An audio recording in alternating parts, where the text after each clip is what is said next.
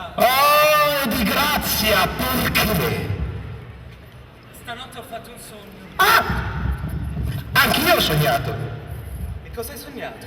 Che i sognatori spesso mentono. Sì, ma quando dormono sognano cose vere.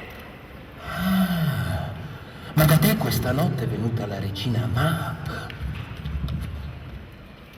Mab è la levatrice dei sogni, la regina delle fate, più piccola dell'anello di un assessore comunale. Galoppa in un cocchio trainato da quisquili e da atomi sul naso di chi dorme. La carrozza è un guscio di nocciolina, scavato e lavorato dal vecchio tarlo, da sempre il titolare della premiata carrozzeria delle fate. I raggi delle ruote sono lunghe zampe di ragno. Il cocchio è fatto di ali di cavalletta. Le redini sono delle lunghissime fili di ragnatela. La frusta è un osso di grillo. La sferza è una membrana. Ma esatto, e lei, notte dopo notte, galoppa nel cervello degli amanti e li fa delirare d'amore. Oppure sfiora le ginocchia di un cortigiano e questo subito sogna inchini riverenti. Oppure si posa sulle dita degli avvocati e li fa sognare parcelle. Altre volte invece si posa sulle labbra delle dame e queste sognano baci. Ma hanno l'animo fetido perché mangiano sempre dolciumi e allora Mab le pulisce infestandole di pustole.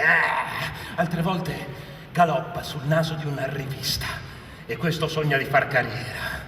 Altre volte ancora stuzzica il naso di un vecchio e grasso parroco con la coda del porcellino con cui lui ha cenato per cena. E questo ne sogna altre di donazioni, ne vuole ancora di donazioni, ne vuole ancora.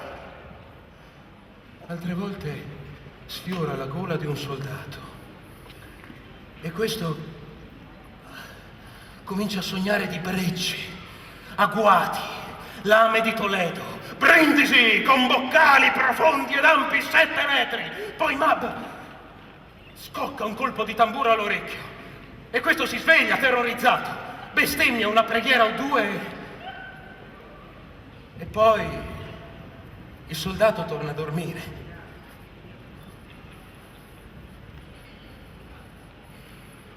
E Mab, che di notte penetra nelle stalle e arruffa le criniere dei cavalli e con i crini luridi e sporchi intreccia nodi di elfo che a scioglierli portano sfortuna.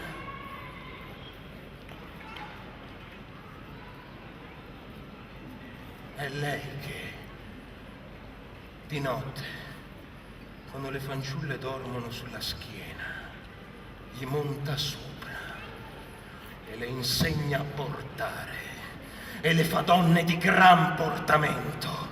È lei, è Mab, è lei, è Mab, è Mab, è Mab. Basta, Mercuzio, basta! Tu parli di niente. Giusto.